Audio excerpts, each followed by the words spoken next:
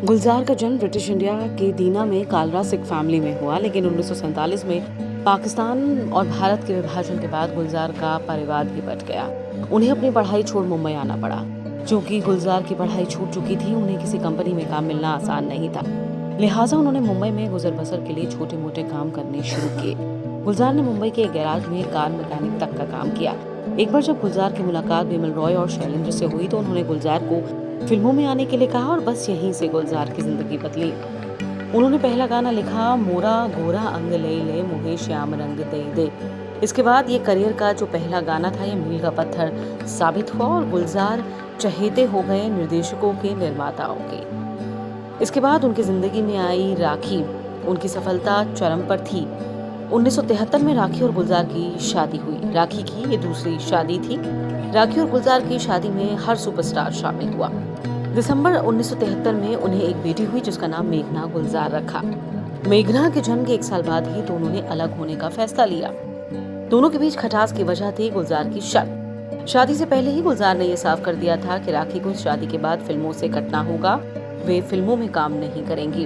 हालांकि राखी को ये शर्त मंजूर नहीं थी, फिर भी उन्होंने इस उम्मीद के साथ कि शायद गुलजार अपनी फिल्मों में उन्हें काम दे दें, दूसरी फिल्मों में काम नहीं किया।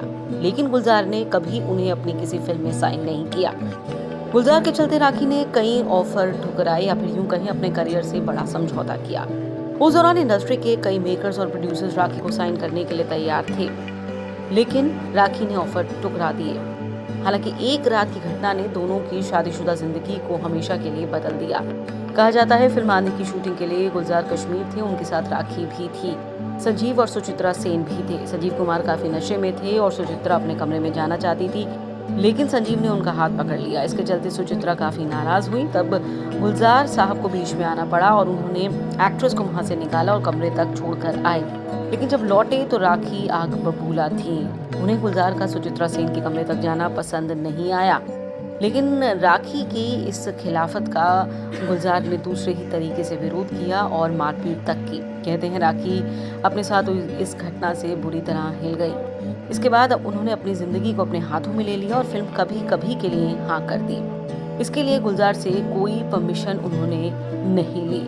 यहीं से दोनों के अलगाव की शुरुआत हो गई। हालांकि बेटी मेघना उनके अलगाव को स्वीकार नहीं कर पाती, इसलिए दोनों ने तलाक नहीं लिया, लेकिन अलग रहना शुरू कर दिया। एक मैगजीन से बातचीत में राखी ने कहा था कि हम बेस्ट अलग रह रहे कपल का अवार्ड डिजर्व करते हैं। हम साथ नहीं हैं, लेकिन फिर भी हम मैरिड कपल से ज्यादा एडजस्ट करते हैं। उन्हें मेरे हाथ की खीर बहुत पसंद है और वो अक्सर डिनर के लिए भी आते रहते हैं। एक इंटरव्यू में गुलजार ने खुद को कल्चरली मुस्लिम बताया और कहा कि हिंदू और उर्दू का संगम है जो इसकी वजह है। जब वे दिल्ली के स्कूल में थे तो उर्दू के प्रति गहरा लगाव था। इसकी वजह थे गालिब, और तभी से गालिब और शायरी का ये जो प्रेम शुरू हुआ ये अब तक कायम है। लेकिन इश्किया गुलजार का प्यार मुकम्मल तो नहीं हुआ और ये मलाल उनकी शायरी में भी झलकता है। इस समय पूरी दुनिया में लोग कंफ्यूज्ड हैं। वो समझ नहीं पा रहे हैं क्या सही है, क्या गलत है, क्या सच है, क्या झूठ है।